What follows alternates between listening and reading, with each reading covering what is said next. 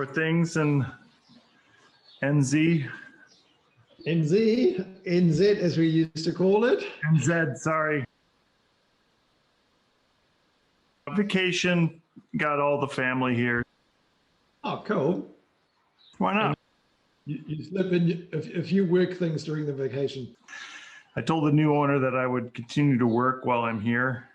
And congrats on that. That would have been a huge change. Yeah, it's definitely a very huge change. You must be happy with it if you went ahead with it. Was it E-Way? E-Way, correct. Very cool. Yeah, certainly interesting times ahead for you guys. I did see that you had a blog post on mergers and acquisitions, so maybe we can talk about that a little bit today. I have to admit, you guys being bought was the trigger for me to say, seems to be happening every other month. So yeah, just trying to keep track. And it's been a few years, and obviously our initial stab at it missed quite a few, but some people have let us know what we missed, and so we tried to add a few more people and companies and links in.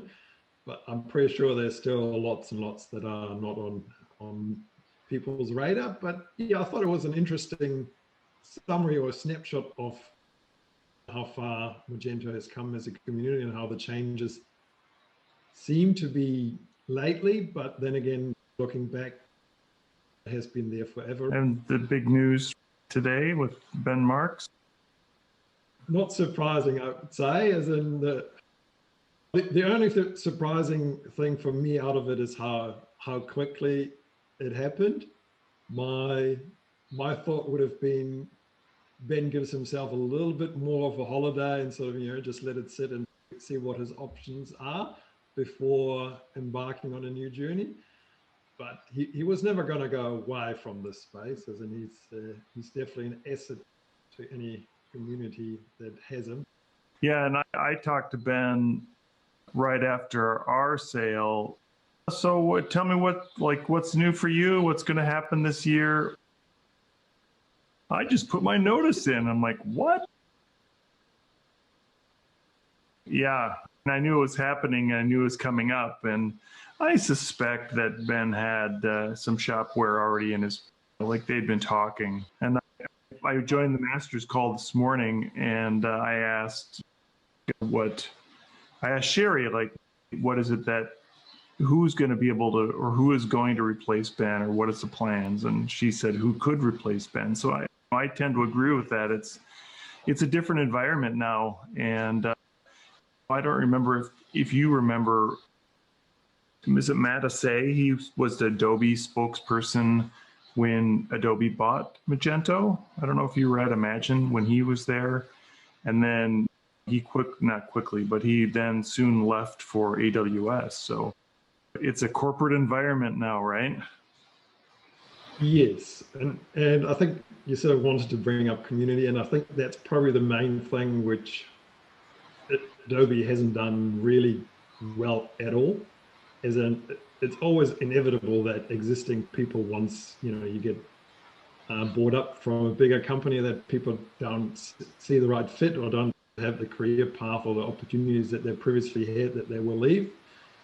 But I think Adobe as a whole hasn't done well to establish new figures and new leadership, which comes out of Adobe looking after sort of the Magento space. I'm sure Jason Woosley is still around, but I think that's probably one of the few people from the previous leadership team that's still nominally on board with Commerce/Magento. And yeah, obviously we've had Ben, but Ben never really had a chance to introduce who his successor would be. I think COVID did the rest, as in if there was a bit of longer term succession planning, it would have been a great opportunity to take that successor around the world and introduce that person. But obviously there wasn't really many events to pull that off, nor is there a dedicated person currently to fill those shoes. We'll see what Adobe has planned for the whole evangelism side of things? You know, I think it's interesting, and it's interesting that like eBay, Adobe, how those acquisitions made, and then everybody was so down on the community and they're going to ruin the community, and then somehow the community rallied. It's an interesting one from me because I always feel like I have an interesting vantage point from New Zealand, as in I'm so far away. So for me, it's usually trying to read the tea leaves, and ever so often when I make the trip to the Imagines or so, you know, I feel like I dip my toe into it and feel a bit of the current in terms of what the Magento community is doing.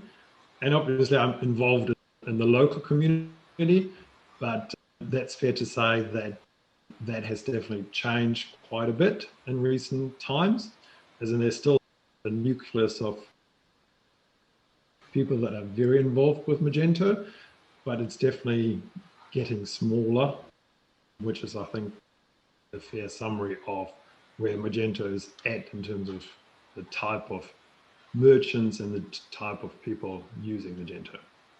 Yeah, no, I completely agree with that, and we're hopefully planning on spending some winters here in Hawaii, and it's interesting that we're 1 hour apart, 23 hours apart, but it's only 1 hour in effective time. Yes. But as we spend more time here, it'll be interesting to see how, if Hawaii being a US state, but next week we're going to be 5 hours difference from Central Time, is that going to make us even more disconnected from the world, or does the internet and Twitter and everything else help us all be part of it? I think for me, the hardest part is communicating with my friends in Europe when I'm here. Just the time zone really clashes. So I don't know about how do you work out some of those time differences when you want to talk to somebody in England or Germany? So I guess the summary is we have always been fairly asynchronous, as in like email is the best way to communicate with us. And I am a little bit of a night owl, so that obviously helps if people get in touch while I'm still up. That sort of allows a little bit of quicker turnaround on a few things. But yeah, the time difference to Europe from us is pretty much exactly 12 hours. So that's one of the, I think for the US, it's just okay. So that's one of the reasons we picked 8 p.m. European time for our ExtDN open chat, which is happening tomorrow, as that will allow me to tune in early morning, just after the first release. All right, so let's talk about ExtDN for a little bit then. I remember, and I can't believe it's been like since 2016, right, that launched? Is that correct? Yes. So the first idea, really, the first people getting together really was 2016. That was like the early stages of Magento 2, really. And that, I think, was the main driver for me, is to get people in the same boat together to get an idea of, hey, here's this completely new platform. All of a sudden, all these people want all these things from extension developers, but wait a second, like we are supposed to make this huge step forward without really any idea of where it will end up, and if it's even useful, or if it's a good investment for us to be on board. So yeah, trying to get an idea of what other extension developers at the time were doing. And so the other thing happening at the same time, which was a bit of a change, was obviously Magento Marketplace, as in their commercials changed slightly. They obviously wanted to take a cut from everything that's being sold on Marketplace and selling directly through Marketplace, rather than what happened previously, which was just a referral to essentially everyone owns website. Yeah, I sort of remember the old Marketplace. It was just, was it a link through? I can't 100% remember how it worked. Yes. It was all Magento 1? Yeah, and so it was Magento Connect, yes. Magento Connect. And could we theoretically install extensions through the admin using Magento Connect? So yes, there was a way for custom packages to install the admin, but I don't think it ever took off, nor was it straightforward. Yeah, and I think the rule of thumb was don't give the client, the merchant, any way of actually doing that because it probably will kill their site. Yes, as in with access comes responsibility. Exactly. So just an interesting backstory. We got involved with Magento in late 2015, and we're looped in with some people to start building the Magento Marketplace with them. And there was another company involved out of Canada that did a front end in Drupal. And it was meant to be just like an app store. They were going to come up with an app store, and the goal was to have this. They had some pre-baked app style. It wasn't an app. It was a Drupal application that connected to a back end. So our job at Magento, and it was VJ leading it with a number of other developers. Our job was to connect this Drupal front end with Magento in the back end, and maybe leaving the ability to just log into the admin. But it turned into this huge project of just completely making everything available via APIs in Magento 1. This is on Magento 1.14, and then connecting this app to the back end. And I think we worked on that for 2 or 3, no more than that, 3 or 4 months with this company. It was April of 2016 that we got this call that said, we're going to redo the whole store in Magento 2. Can you guys do it in 8 weeks? If they bring a team from the Ukraine, and we had VJ come over from India and a couple other people go. We had a bunch of people come in. We all went to Austin, and they kicked out this store, and it was launched right before Imagine. So it was a really cool story. And it worked. I think that was like the amazing part, that on Magento 2, we built this store, and that's where all the payouts and everything happened through Magento 2. That's our, I don't know, call it claim to fame, but it was a very fun project. Everybody got along. Like, we had a dedicated Scrum Master from Magento. We had these 2 Cuban guys that worked for us at the time, and I just remember walking by their room in the hotel, and their normal voices were like this. They're just yelling, but of course in Spanish. And then at the end, we had a big party in Austin where the Cuban guys had some cigars, and Magento had a bunch of bourbon, and we just had this huge party out on the river. It was really fun. So yeah, so 2016 seems like forever ago. It is, but also it isn't, I guess. Time goes fast in e-commerce, as in the one thing that's always true. The only constant is change. That still applies. And So what? Yeah, obviously the marketplace has come quite some way since then as well, but in other aspects it's fair to say they haven't come far enough. Right. And I think to me it's still a lost opportunity strategically, as in, if you look at a platform and community and what is the focal point of everyone involved in the community, that does go via themes and extensibility. And where do all these different parties come together? That is the marketplace, or it should be. whereas currently it's not there, and I currently don't see let's call it the appetite to make it that place. So tell me how Fu-Man interacts with the marketplace. Do you get a lot of your business out of the marketplace, or is it a mixture of two, or do you tell me how from a business standpoint, I'm interested in hearing how it works for you, and it sounds like you have a few mixed messages or feelings about it. Yes, so I still think as a long-term opportunity channel for us, I think there's still opportunity there, but as it stands today, most of our business is not going through marketplace. As in, we do have people that would prefer going via there, but for us, having lots of things built, what marketplace has also built, we're able to cater to and support our customers a whole lot better by doing it in-house.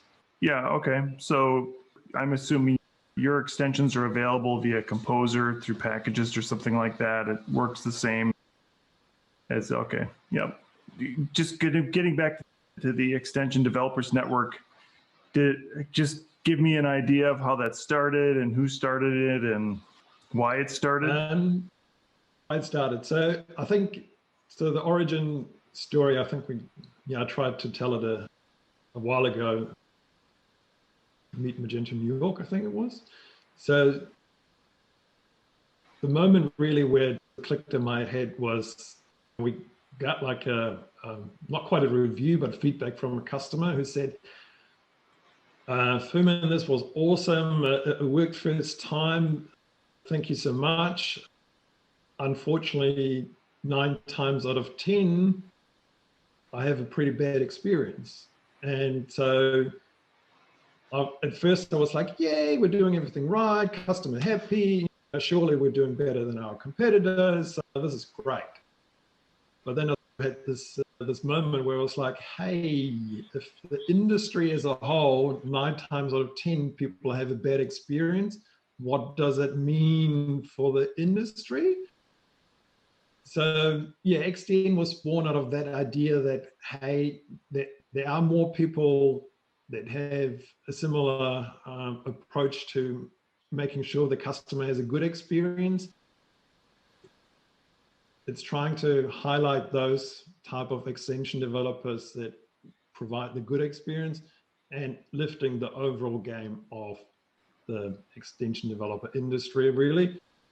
So yeah, we got together a group of people and trying to grow it organically since then, and trying to get involved with the right people at Magento, obviously, because as I said, Marketplace, while a good idea, still has some way to go. So we always have feedback and trying to highlight the developers that we think in that 1 out of 10 experience rather than the 9 out of 10 experience. Tell us how it's funded. I'm interested in how the good developers are bubbled up to the top. And then I'm also interested in the blacklisted ones, or is there a way that you hear about blacklisted developers or agencies at least? So in terms of how we are organized, it's essentially, let's call it an association, as in members apply to become part of ExtDN, and then they go through an application process where we ask quite a few questions, and then we have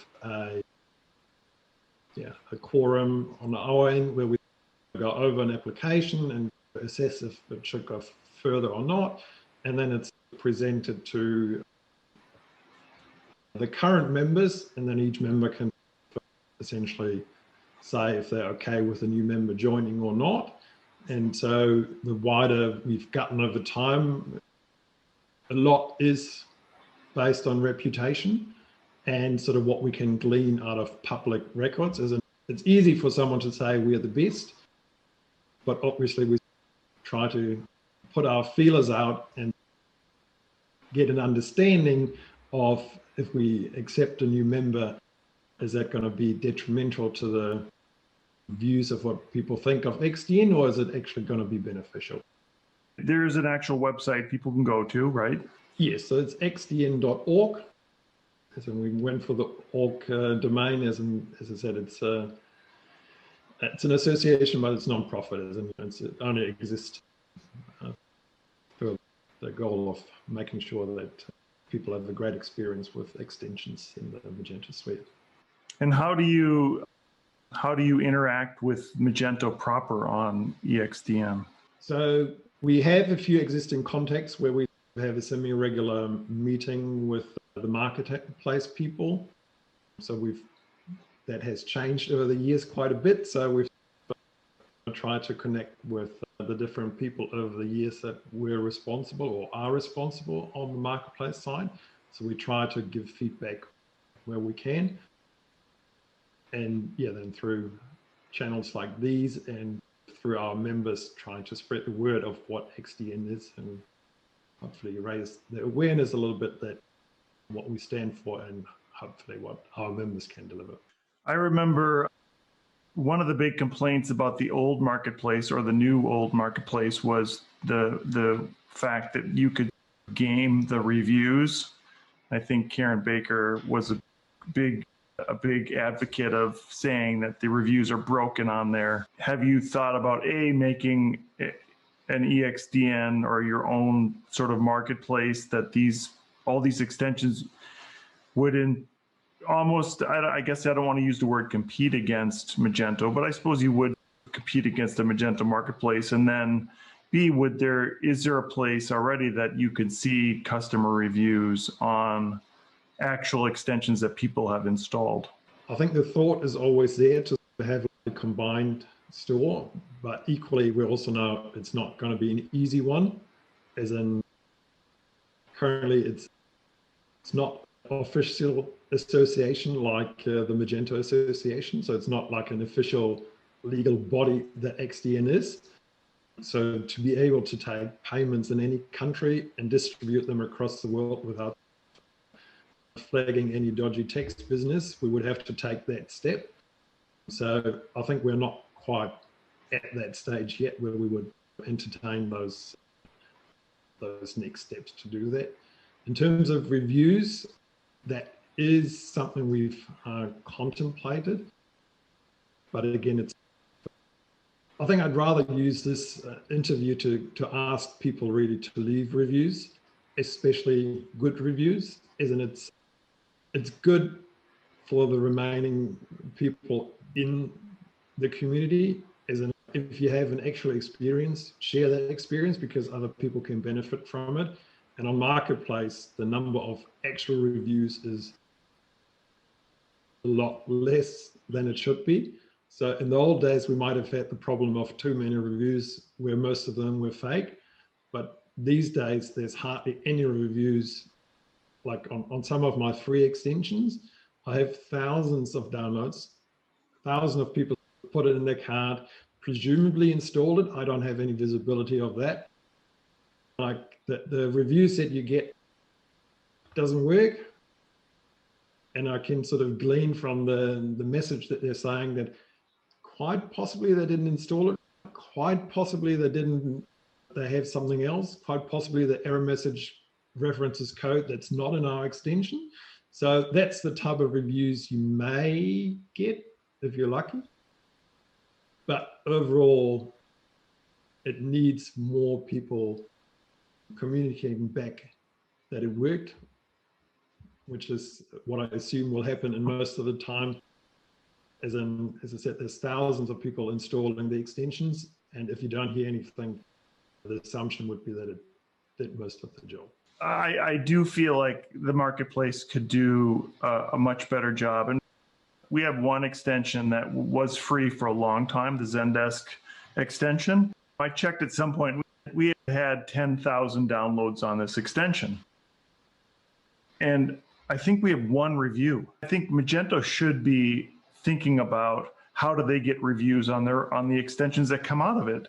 Because I don't think, and like the other thing is like having more visibility on who downloads it and the opportunity to even prompt them to get the review. There's just so many firewalls, I feel like, that are in between the extension provider and the person purchasing it or getting it for free. Yes, they can ask for support, they can contact you directly. But if they don't, and go back to the Zendesk extension as a good example, if they just download it and then they install it and it's free, we don't necessarily know who it is, what they've used it for, how many times they've used it. Yeah, pretty much. Okay. But so that's not me being crazy. It's also not a hard problem. It's just a problem of focus and actually someone wanting to do it. And that again goes back to what I was saying initially, is like seeing Marketplace as a strategic importance to focus the community. And things like you could easily expand the existing module of Marketplace, which is included in Magento, which just has like a way to existing installed extensions through the backend. Hey, recently installed extension. How did it? Yeah, absolutely. But again, someone needs to do it. Someone needs to have the appetite for building it, which is currently not there. Yeah, I would agree with that too. I think that there could be a lot of things to make that part of it better. And I guess I'm not sure if it's Adobe and a lack of resources, or Adobe or in a lack of direction. I would imagine it's a little bit of both. From the resource standpoint, I find it a little bit not troubling. They do have so many resources, and just seeing what they've done, like with Magento U and how that folded into Adobe Digital Learning Services, it seems like the marketplace has a lot of, let's just say it has a lot of opportunity that they could grow on. Yeah, that's probably a fair assessment of where things are today. From the marketplace to your extensions, are you looking at some SaaS-based extensions and maybe even going off into other platforms other than Magento, or have you already done, have people asked you for extensions for other commerce platforms and SaaS platforms? So we've had a couple of inquiries where people moved to different platforms, but at the moment, Fumin is fairly focused on one platform, as in we're a small player, and I think with focus comes a lot of benefits, as in like we know Magento inside and out, so we can provide a really good service and we understand the problems. Whereas duplicating that across different platforms would require substantial investment into ourselves to be able to deliver on the same sort of level, as in it takes a while to understand the intricacies of each and every platform. SaaS in a way makes some things a lot easier because you essentially take away lots of options, which, you know, if you have less options, then all of a sudden things are easy. So yeah, we'll see. At the moment, Magento is our main focus, and I currently don't have plans for 2021 to change that. Interesting. So maybe Shopware is in your future. We see if Ben Marks finally makes it out to New Zealand and convinces me that we need to jump into that space. Okay, so just going back to your blog, how to find trustworthy information about your Magento extension. What was your conclusion on that? And do you think you can still do that? It's been 4 years since I think you wrote that post, but and I think that's something that's really important. And we've already determined that maybe Marketplace isn't meeting that expectation because we don't really know what's happening after it's been sold. Yeah, so I think where there are reviews on Marketplace, they still have valid point in terms of that.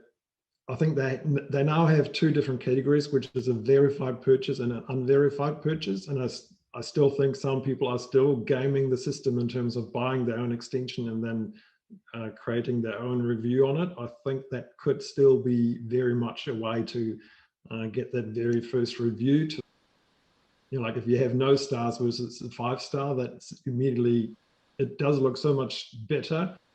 So I think some people may be tempted to actually do that because it's easy enough. All you have to give up is essentially 30% of your purchase price because you get it back. So, you know, what you get out of it, I think, is quite possibly too much of an incentive to do that. But the other things I feel still apply. I probably would extend my list slightly, which is if you find an extension, I think these days it's a lot easier. Be prepared to cycle through a few different extensions, just trial them out quickly, as in most actually have a money back guarantee. So if it doesn't have a money back guarantee, okay, then don't do it. But for example, Marketplace would have it. So by the time you cycle through 3 different extensions, do a quick install, just see how they go. And then you have a good idea of which will get you closer to your goal.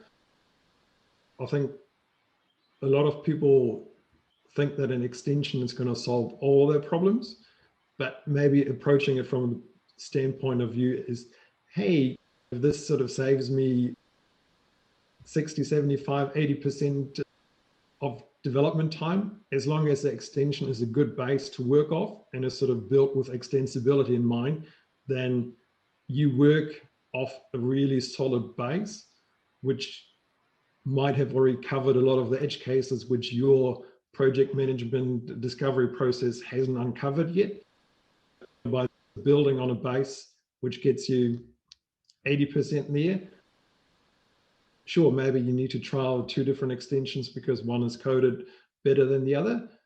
But that's why you engage agencies, because they quite possibly have that experience across a few different existing extensions that they can fall back on. Okay, that brings up a couple of interesting questions. The first one is how do you help agencies or at the end user deal with like performance issues? So as an agency, we come across customers who may have 70 extensions because they feel like every extension is going to solve every single problem. And the more extensions they have, the more problems they'll get rid of.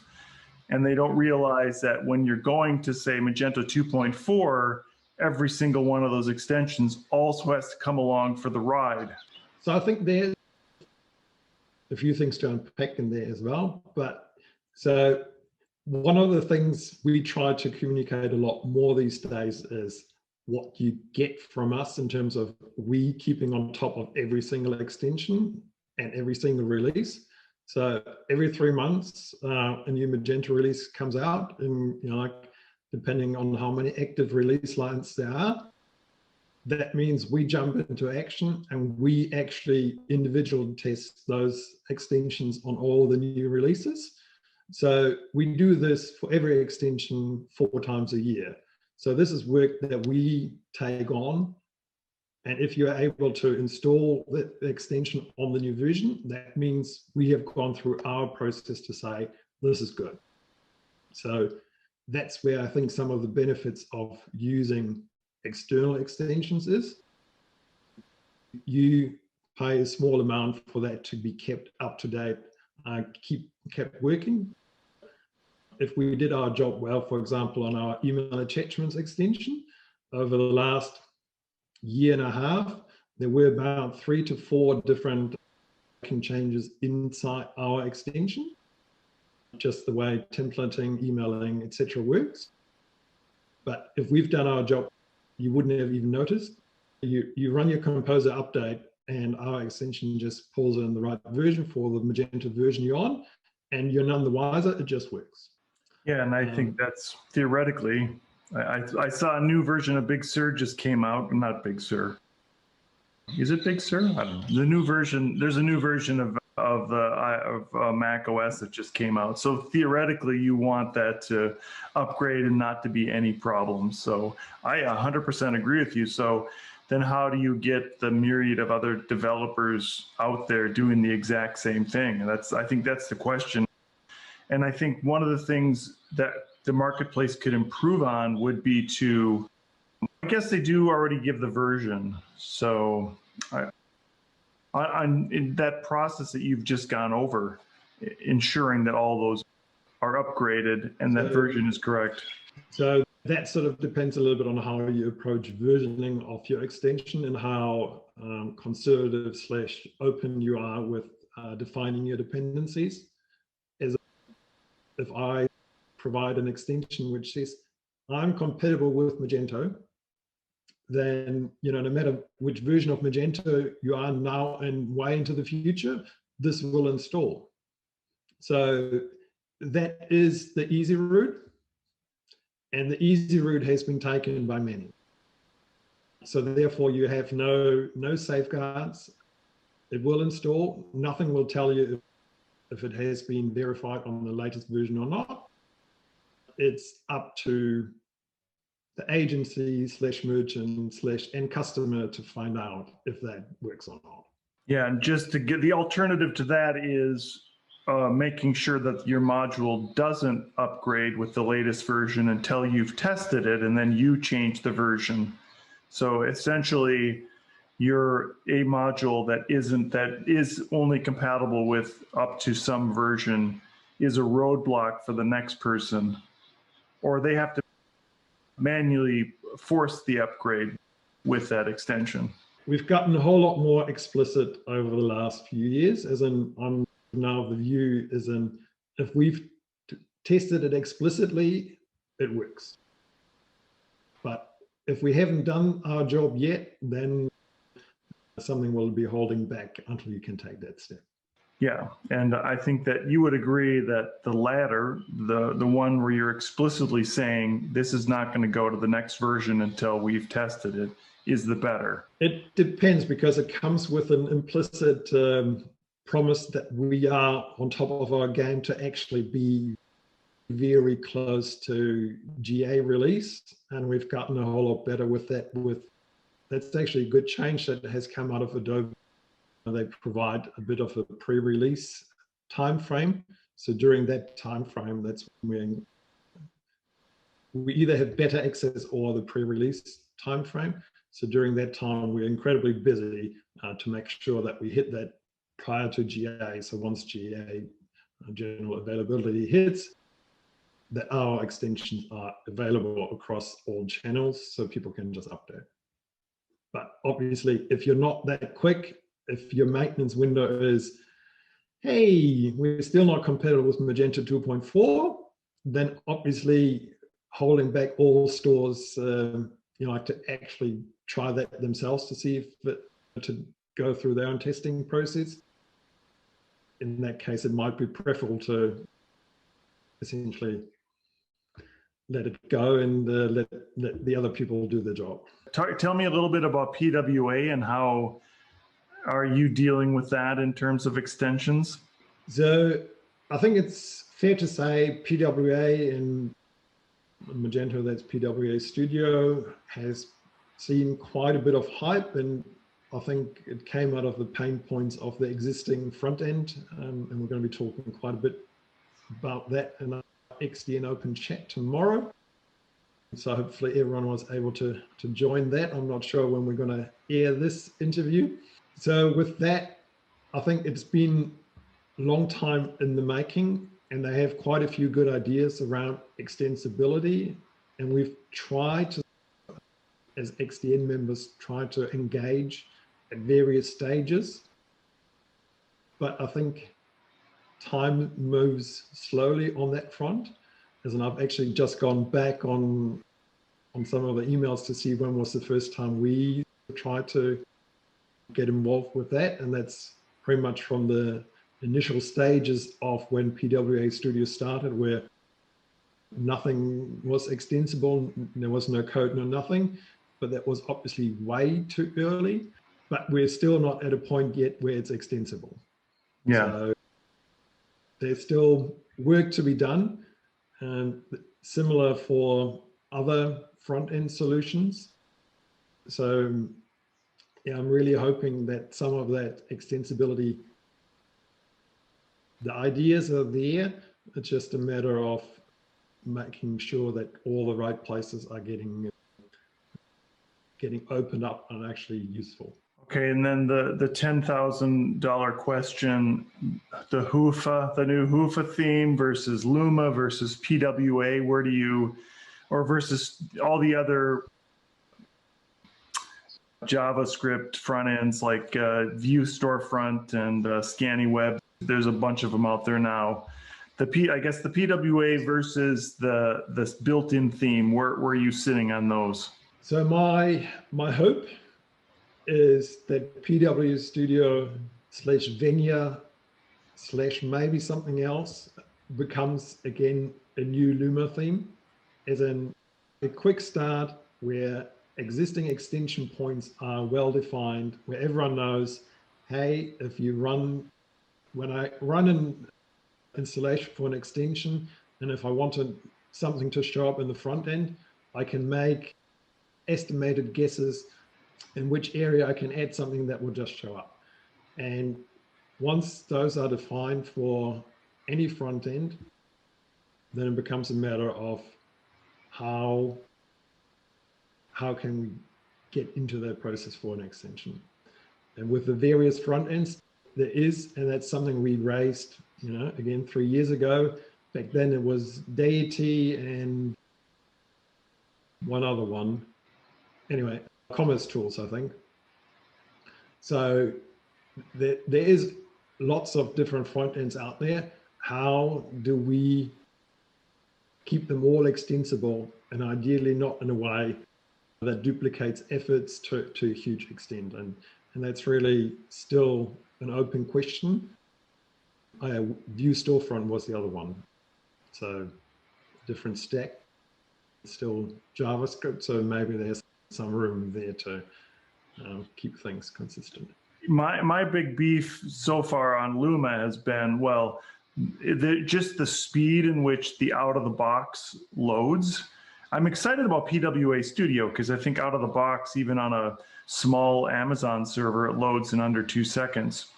But I think Luma just default loads in 4 seconds or something like that. And I think the goal now is everybody wants less than 1 second load times. And I don't see Magento working very hard on their either Luma theme, and I think that PWA Studio isn't quite there yet for people to use. So that I think the big thing that has to be tackled now is the speed. And I'm hoping we're doing our first live store or customer store on the Hoofa. I'm doing the Finnish way, the Hoofa theme. So I'm excited to see how it works and how it turns out. I think the summary of the Hoofa theme is really the front end Magento 2 deserved. So yeah, hopefully that pans out, and I think it's a really good current state of having a different option, and that really shows the possibilities with an engaged community. As in, Magento is so flexible, you can just rip out the things that you don't like. If you put in the effort, you can just come up with a completely new front end where everyone goes, this is amazing. And that's something you can do with Magento. So again, that's, I guess, why we're all still in it, because it offers that flexibility. Yeah, and you really can't do that with Shopify. I haven't tried, so I can't. So tell us, how is life in New Zealand right now? Still good.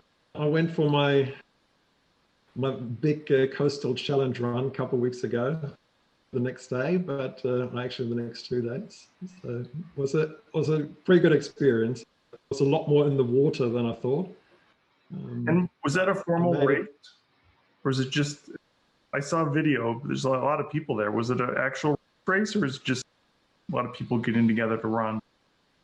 No, it was an actual race, as in like with transponder and everything.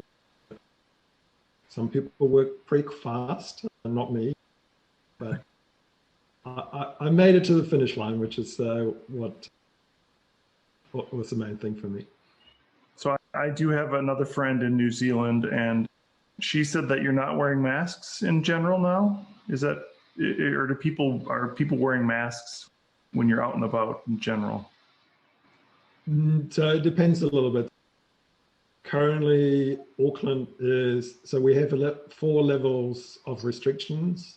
And last week, we actually were back at level 3, which is somewhat strict with schools closed. With level 2 and level 1, there is a mandate to use masks on public transports, but otherwise limited use. Yeah. On the Big Island here, I think I heard that there was 2 cases or something, and we had to get tested before we left, and we get tested when we land. So there's a lot of restrictions in Hawaii, at least on the Big Island, and masks are very common. Like you are meant to always have your mask on. So I think that's a good thing. And where my home state is Minnesota, which is in the middle of the tundra, same thing. Everybody's wearing a mask, and it's this thing to do. Which is great, because masks help, and if everyone does their bit, then hopefully we'll all get out of it quicker. I am signed up for a race in June. It's called Grandma's Marathon, and this will be my 4th time I've done that race. And they have a new algorithm that they're going to employ for this race to strategically place runners so they're never more than 6 feet away from each other. And they've capped the race at 4,000 people. So it's right now, it's billed as the first big race that's going to go in the US. That's going to be COVID, that they're going to think about COVID and how that works on a bigger scale. So number one, I'm hoping it happens, because I think we're all having race fatigue. But number 2, it'll be interesting to see if they can execute this plan. So during the race, you shouldn't ever be closer than 6 feet to anyone else. You can, but they've employed some algorithm that will space people out as they start. So they took the results from 2019, and they're gonna put those results into play for this one. So you have to say your proposed finish time, your average pace, and all these other things, and they're going to take those and then work it out over 42K. Very interesting. Good luck with that, and yeah, we'll see how we go. If you need like a little 6 feet umbrella around you to run. Yeah, it won't be that strict. The goal is just to make it safe. Hopefully by June, things are already looking in the right direction there as well. Yeah, our state they just announced that if they're going down to 45 and older, if you have a health condition, 45 and older, you'll get your vaccine. So I think we're at 30% already in our state, which I think is pretty good. I think the goal is 80% or something like that, which they say we're going to be all done by May. So that'd be pretty amazing. So yeah, we'll see how it goes. The best part of this is that we're going to look back at this interview in 3 years and go, what are they talking about? No, it'll be in the history books. Right, exactly. It'll be with us for a long time. So that the memories of it and the changes that have come out of it. Why don't you tell us, we'll give Fuman a plug, fuman.com, and tell us how we can contact you, and we'll put the website on and the notes and the interview, and give you a nice shameless plug. I'm not really good at these things. Just check us out for any extension needs, especially around making your life as an admin easier. If you want to customize PDFs, we've done that for quite some time. And if you use Xero as your accounting platform, we're also specialists in that. All right, well, I'll help you there too, because I've been using Fuman's extensions since 2010. I'm guessing, no, but I bet it was 2009 that we first started using your PDF customizer. And I'll say that then it was awesome, and it's even awesomer. or more awesome. I don't know which is the correct form, but I think awesomer is a good one. So I would, and it's fuman.com. So I will give you a more than 10 years plug and I know that you're like 22 and you started when you're 10 or something. So it's an amazing story and an amazing journey. Thank you so much for your testimony. And we actually have your mic shot on our website already as well. So just. Oh, geez. All right. Thanks again. Thanks for your time. And I will alert you when this interview goes. Awesome. Cool. All right. Looking forward to it, and we'll see what comes out of it. Yeah. Have a good afternoon. It's 3:30 there tomorrow. Is that right? 1:30. It's 1:30 and it's Wednesday. Okay. It's 2:30 on Tuesday here. We're always a day ahead. Day ahead. Got it. Okay. That makes sense. All right. Have a good day. Cool. All right. Thanks for your time. Take care. Bye. Thank you. Bye.